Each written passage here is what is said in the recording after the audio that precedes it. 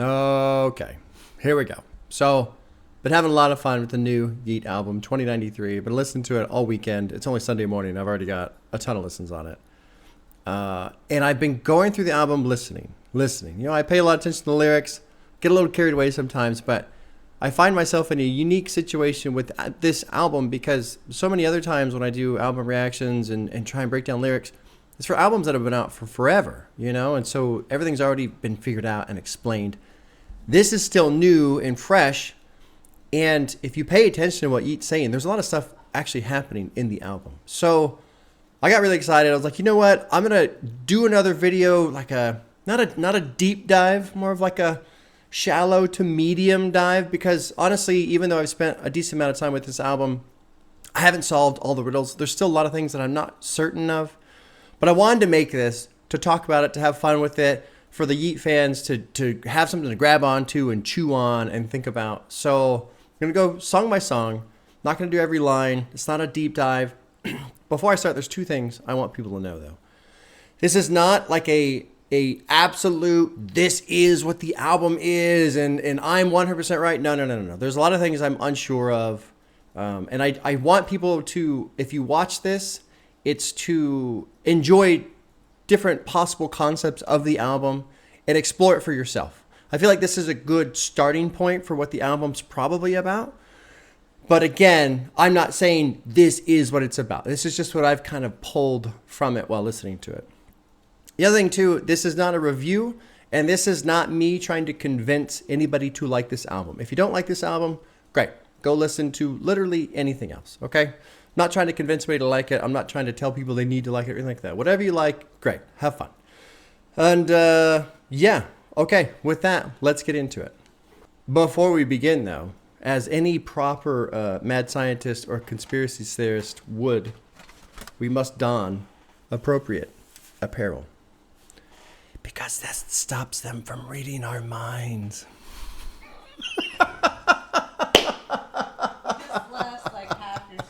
No, I gained a whole lot of subscribers right there.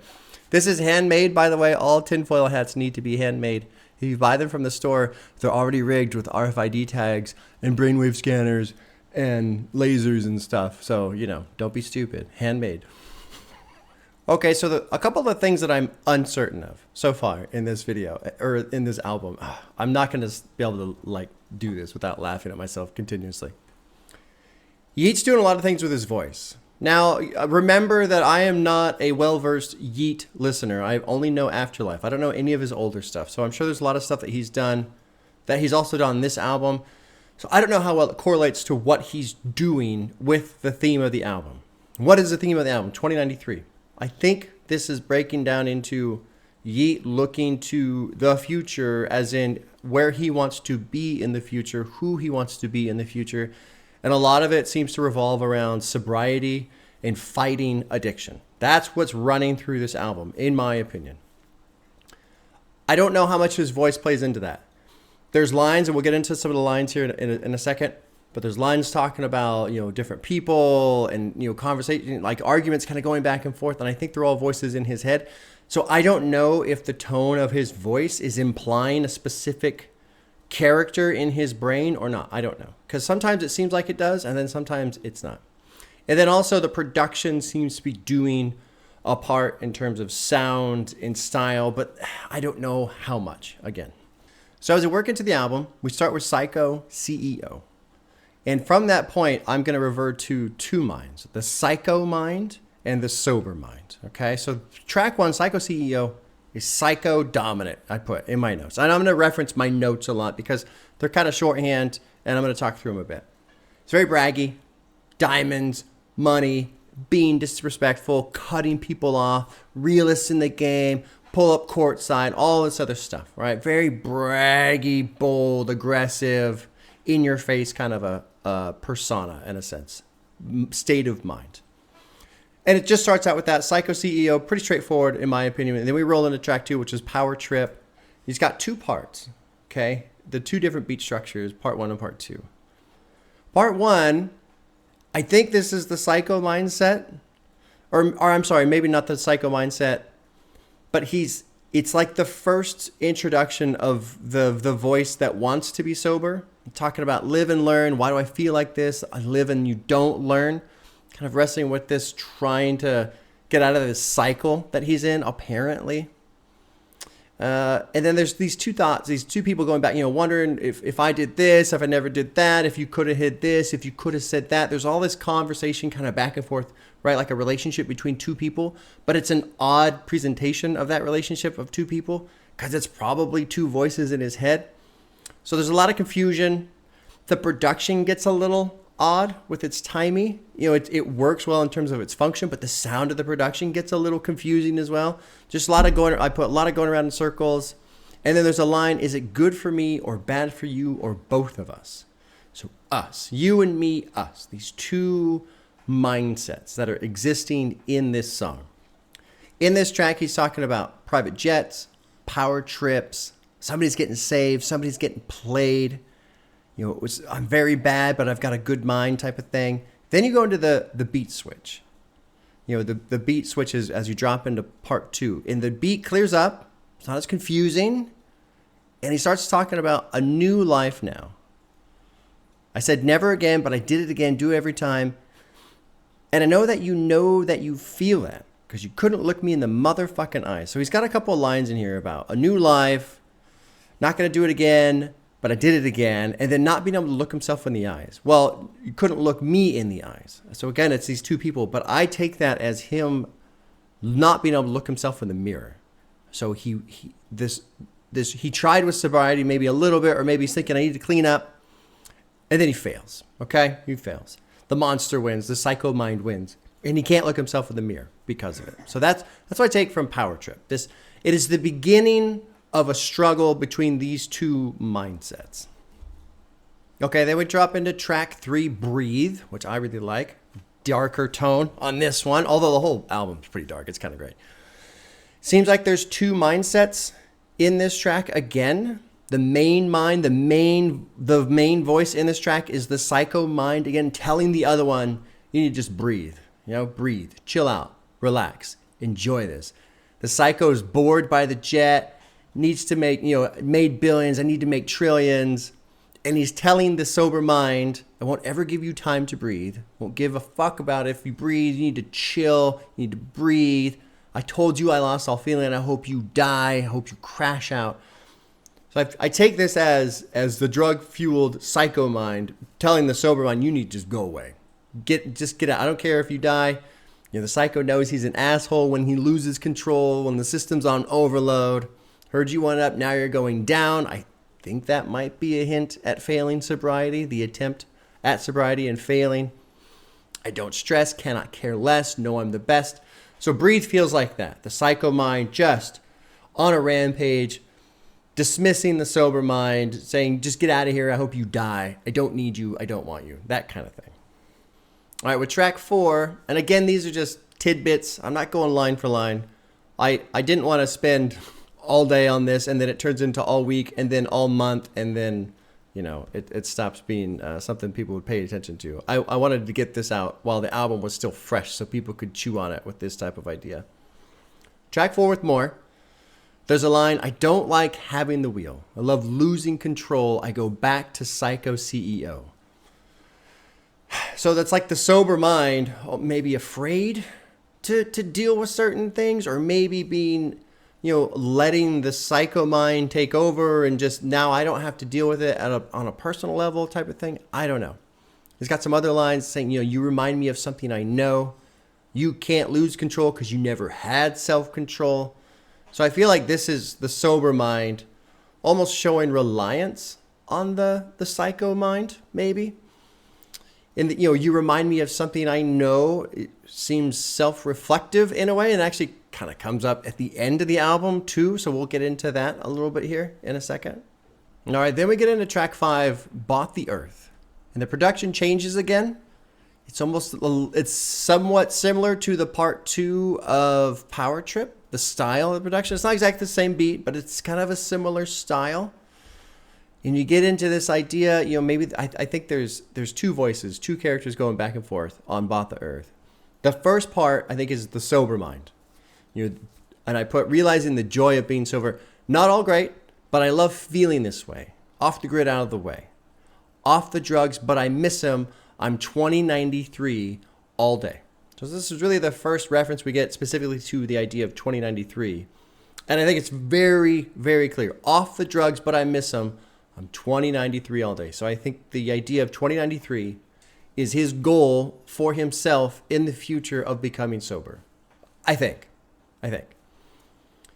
But then you get into the verse and it seems like it's the psycho mind asking the sober mind a bunch of questions. Am I wrong for being selfish, putting myself first? Money, power, I make more money than you ever did. I might start talking crazy, drive into a ditch. I know this world could be a lot more than anybody else. I know what you do when you're a mess. So it seems like it's this struggle between, here I am, I'm sober, I feel better, I'm off the drugs, I miss them, but I love feeling this way. But the other portion of his brain is like, what about all these things I did? Was I wrong to do these things? It's almost like a questioning of the sobriety in a sense, which is kind of fascinating. And then you get into the outro. And it seems like it's the psycho mind leaving the sober mind behind. I see your reflection in the rear view. What a great view, more disrespectful than you thought. So he's just goodbye. These two mindsets, and the one that's wild and crazy is leaving the other one behind. I don't need you. Goodbye. I'm leaving you in the rear view. All right, with nothing changed, it seems somewhat straightforward to me. He's talking about how all this money he has hasn't changed how he's felt. He's got lines in there. I just want to feel real thing, or I just want to feel things. I want to feel real, want to feel human without popping a pill. That's pretty straightforward there. Also, there's like these feelings of being lost. I don't know anybody. I'm not from this planet. I don't know my phone. I don't know how I made this shit happen. I was popping perks like candy. Like the sober mind getting out of this stupor and realizing it's almost like the Hulk and Banner, where Banner doesn't even realize he's been the Hulk for so long, that kind of a thing. But then you get into the second verse, and I didn't put a lot of detail here. I just kind of did some tidbits again. Second verse, it's deeper. So I feel like it's the psycho mind again, kind of punching back at Yeat. When you feel amazing, you feel a mess. I feel amazing, and so it's almost like the psycho mind is justifying itself in what it does and why it does it. So there's a little bit from nothing changed. And then, to the idea of, it's almost this lingering subtext of here I am sober, but nothing's changed. So some tidbits from You Should Know. It seems like the psycho mind is telling the sober mind how useless the sober mind is. You've got money, but no women. You've got cars, but no engine. So you have all these things, but you don't have any drive. You're weak, essentially. You think you know better. Don't talk about me. I'm a fiend. I need everything. Money, cars, rings. Don't give no fucks. All that stuff that he's going on about. On this life, you can never get enough. On a pill, I feel so making money, feel so good, doing things you never should. And then this line really stands out again. It's another reference to 2093. I don't want to hear if you're in 2093. We all know. So again, it feels like it's the psycho mind just pushing back against this concept, this other person, this other version of Yeat. It's like, I don't care. I don't care if you're sober. I don't want to hear about all that shit. I don't want to hear about how you feel better and all this other stuff. No, money, cars, rings, all that kind of stuff. That's what we do. That's what we care about over here in this side of the brain. Lifestyle's got some lines that stand out to me quite a bit as well in this battle between these two minds. You don't know how the inside of my mind gets. Shut your mouth and close your eyes. I feel like that's Yeat specifically on the album telling us, just try and picture this. Stop talking about it. Close your eyes and just listen. Just listen to what's being said. I think so. The deeper voice comes in. Is that the representative of a psycho mind? I don't know. This is where sometimes the pitch voice it makes sense. The deeper voice seems to be the psycho mind, but sometimes it's not. Sometimes, I don't know. There's lots of could you do this and could you do that? It seems like the psycho mind is questioning the sober mind again. There's one line specifically, could you come inside the building all night? And that line comes up across the album a couple of times, something about being inside this building. And I'm assuming it's a metaphor. I don't know of what. Maybe it's his physical structure, his form, like the minds are inside the building being his body. I don't really know. I haven't really been able to sort that out. You know, I love the feeling of what's wrong, not right, sick and twisted. My brain's not right. So that's the psycho mind again, locked in with all the voices. Don't let them tell you lies. And later on in the album, he talks about being schizophrenic, and I actually found out there's 9 of you and all this other stuff. Probably see a demon if you look me in the eye. So in part 2 of Power Trip, talking about you couldn't even look me in the eye. Now he's talking about, again, looking in the eye, seeing a demon, probably seeing this psycho mind more present in his own face type of a thing. I think that's what I get from that. With I Love, I think it's 100% psycho mind. I think psycho mind is in complete control here. I love when you rage, when you stay with me. How long can you stand with me, with me? So it's the psycho mind essentially mocking the sober mind, you know, but at the same time, I love when you come with me, right? Like I love when you fail and then you come and join my side type of a thing. I love our love all the time in the crib and the whip, flying on the jet. I've seen 2093 and fucking came back every time. So the psycho mind has seen the sober mind try and win, but fail. And it loves it when it fails. You can come party with me, we'll rage together, and you just fail. And I win every single time, the psycho mind does, right? So to me, it seems like a mocking of his failure at his own attempts at sobriety. Would tell me there's a lot. I think there's a lot going on. It's very dark. Yeat uses that very deep voice, which to me is just locking into that psycho mind frame. I'm assuming. You know, you've got these lines flying around the world, married to the game, ain't gonna change. I love hell on earth, which is essentially his life. But it's hell for the sober mind, but not for the psycho. The psycho loves it, you know? He's got lines in there. I don't wish you well. Don't give a fuck about you. Go be a fake bitch. Being real's not better. So just mocking the entire other side of the mind there. Don't tell me go and help myself. You can go and die. Do what you want. I won't hold a grudge. But imagine me there with a dead blank stare, which I feel like is another reference to seeing the demon in the mirror when he looks at himself. Don't want to talk to you. I don't want to hear it. I guess 2093 is not for you, which feels like another mocking at him failing to reach his future self of where he wants to be as a sober person. And then you get into the production a little bit. It ends on some like scratching, little weird, unsettling scratching sounds. I'm going to let you cry. I'm going to let you die. You know the ship's tight. It's more than just me, more than what you see. So it just feels like victory for the psycho mind, right? The sober mind, these feeble attempts at getting clean have failed and failed again, and they have no chance. And it's failed so much that you can just go cry now. You can go die. Your sober attempt, your sober mind. So with Shade, I'm not certain exactly. If you take these ideas of two voices, these two mind states going back and forth, I don't really know who is who on this track. On the reaction, I said that after the beat switch, it felt like Yeat breaking free, but I don't really know if that's the case now. So you guys can play with that, the idea, and explore it. But you've got that deeper voice again. Fuck off, you dumb motherfucker. The production gets very, very grindy. Lots of bragging again in the lyrics, so it feels like the psycho mind state again. But then after the beat switch, it changes. You're a broke ass bum. Admit it. I admit every time I'm a psychopath. Every time we've cried. Every time we've classed. The times and the nights that we used to have. Can see between the lines you said you wouldn't do. So I have a hard time discerning who this is in this specific instance on the track. And this line too stood out to me. I heard planes fly till they never do. Like to fly, then they crash, whatever. And then, I like to fly a few, which seems to be a nod at sobriety and crashing again, failing again. So Shade is an interesting track because there's the beat switch. And I don't really know who's talking to who in that conversation through this track. All right, keep pushing. I've still got some question marks on as well. It seems like it's a sober mind. I don't need money, but I got money. So that character of, wanting more, like the psycho mind does, wants more, right? More money, more rings, more cars, more all that. This one's saying, I don't need money. I have it, but I don't need it, okay?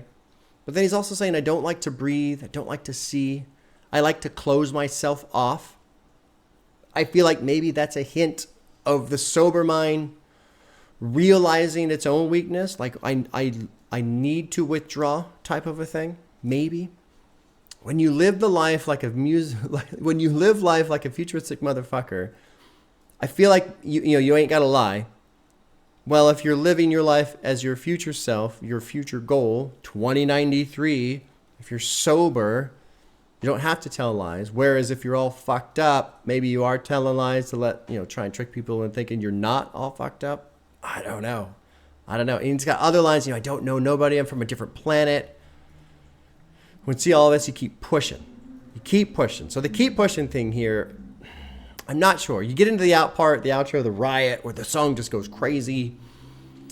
And then I started to wonder, does that crazy outro portion, or just saying riot, is this the two minds essentially rioting against each other? I don't know. Maybe. But it seems like he's really trying to push this idea of, okay, I got to break away. Keep pushing. Can you keep pushing? Because that's what's going on in the track. And then on Riot, Set It Off, you can fly. You can just lie down. I think that's the psycho mind there. I could take you up out of my planet. All of you. Maybe. But then, does it switch? Because his voice changes and it says, no, I won't lay down. I won't make room. I don't fuck with you. We're going to let it go. We're going to let it go off. We're going to let it off. And the production changes there too. So I don't know if it's him finally cresting that hill of staying sober long enough to okay, I'm doing it now. I'm not failing anymore. I'm actually being successful at this attempt of sobriety. All right, Team CEO seems to me a very clear shift to the sober mind. It opens up. It's 2093 on him, right? So we're there now. I'm now this person of the future, the goal that I had for myself in the future. I'm assuming, again, of course. You got these lines, do you live a lie? I know what happens when you die. Way too many X pills for one album. They might not get it at first. This part really stands out to me too. They might not get it at first, like fitting all that Porsche up inside a purse. And I think that's Yeat talking about this album. I think so. I don't know. Maybe not. He's got some lines in there calling himself the GOAT. I done heard a lot of shit from my spaceship, thinking all that, but you don't say shit. So in this track, Team CEO, it seems like he's now sober, but still making great music. But, we're transitioning over now. It seems like the first half is more of the dark side, and the second half is more of the sober side. So we're switching over. With the 2093 track, the title track, he says again, lives in 2093. I think this is the sober mind again. He's talking about when you get all these different things mixed up when you're a god, which the psycho mind would definitely think it is a god. And there's actually some lines in the album that reference that specifically, talking about being a god and thinking you're a god and knowing you're a god. I don't really understand the ending portion though. Living hearse life, got choppers, will you rage? I don't know what that means. I wonder if that's a question for the fan base. I'm not making rage music anymore type of a thing, but will you still rage with me? Maybe. I don't know. That one, 2093, does confuse me a little bit. Stand On It's kind of cool because it feels like we're starting to go full circle a bit. It sounds like to me like a victory stance. It sounds like he's celebrating the ability to still make good music while sober. He's got these lines, you ain't lived what I did, put it together and stand on it. So really just seems like he's focusing on the fact that I'm sober and I'm still making good music and it's good enough that I stand on it, And I mean, I might be getting that lingo incorrect, but it seems that way. And then what's cool about that track too, if you go through the lyrics, you listen to what he's saying, he's bragging again. So the bragging element that we started with, that was from the psycho mindset, has reappeared a bit, but now it's from the sober mindset.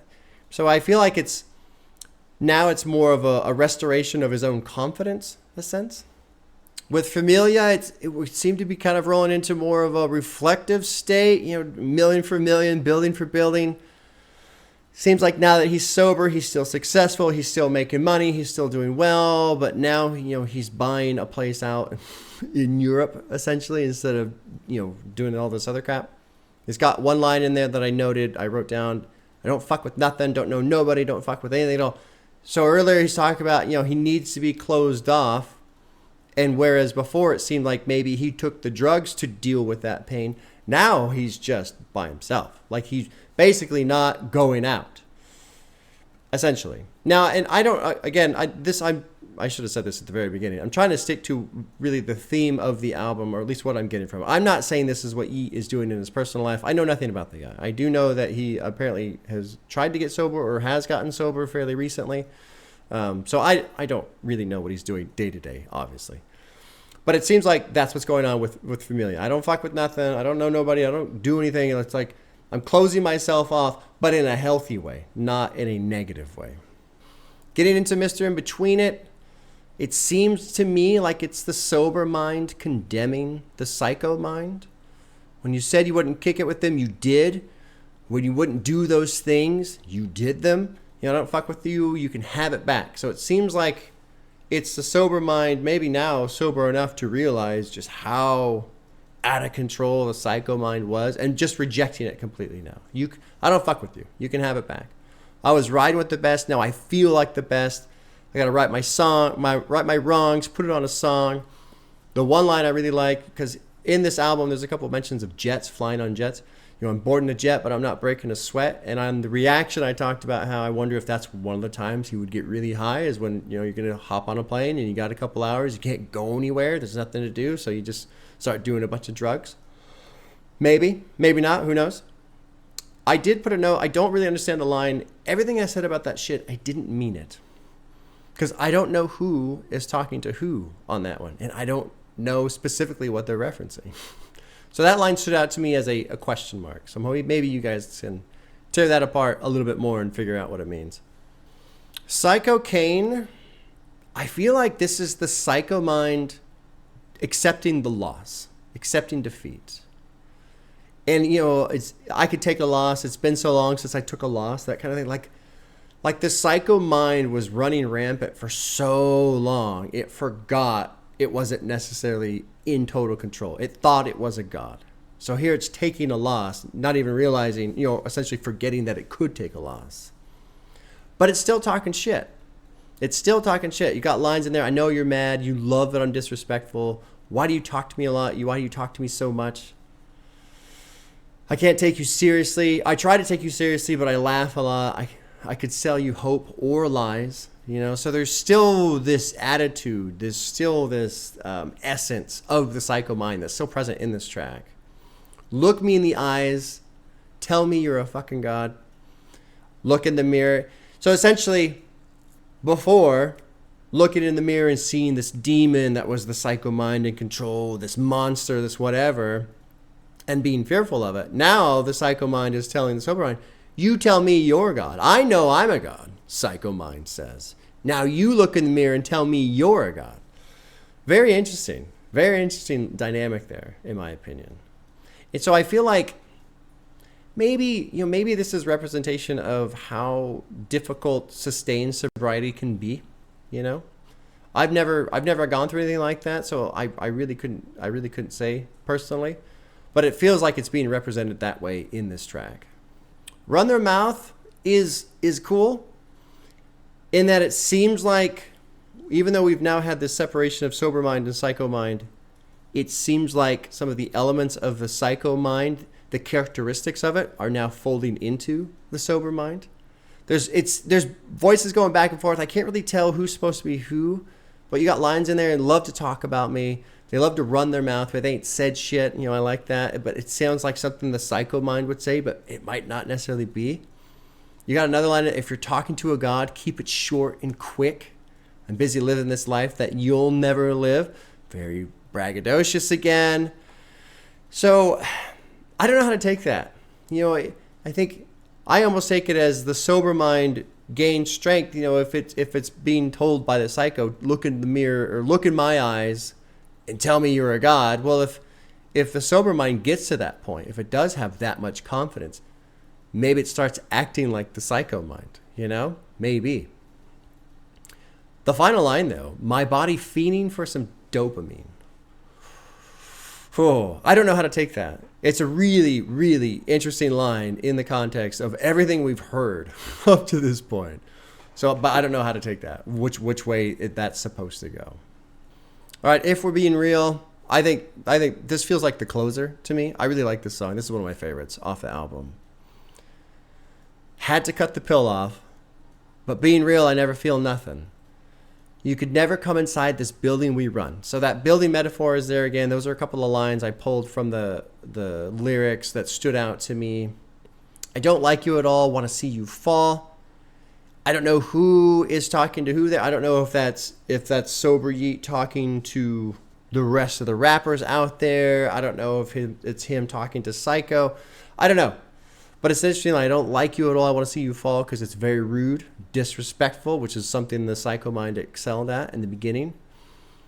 And it does feel, I put a note, this track feels like the character flaws that created and drove the Psycho mind to drug use, while Yeat was also realizing this is just who he is. So it almost feels like with this track, it's Yeat on the sober side, essentially accepting all of these character flaws about himself. This is who I am. This is how I get disrespectful. I don't want to see anybody succeed. I want to see him fall for whatever reason. And we don't need to dive into that because it doesn't really matter. It's just more of a realization than anything else. But it is a fascinating one when it seems to derive from all of the negative characteristics of this other mindset that essentially were killed off but then resurface again in his own self again. And then with 1093, very peculiar title, because if we stick with this concept of 2093 being the future and being the goal of being sober, 1093 means we're going back to the beginning. Maybe. And it seems like it's the Psycho mind taunting sober Yeat. Are you in this for life? I'll backstab you with a knife. Don't it feel right just to feel good? Better than you know you should. You wish you could pause time and live this section your whole life. So it's almost like we're back to where we were again from the beginning. But only this time, he's not on the drugs and all fucked up. But that side of his mind seems to have come back to life, essentially. And there's a huge line in that song, one of the lyrics. You're a schizophrenic. I realize there's 9 of you. So I think that's the sober side talking to all of the other things. And we had, I don't remember which track it was now. I'd have to scroll up and look. But, that one reference of, could you be inside my head? Could you be inside with all these voices in my head? There you go. There's my tinfoil hat. Medium dive. I know the thing is I didn't want to get into every line because as I started doing this morning, I started to realize you could almost go line for line through this album.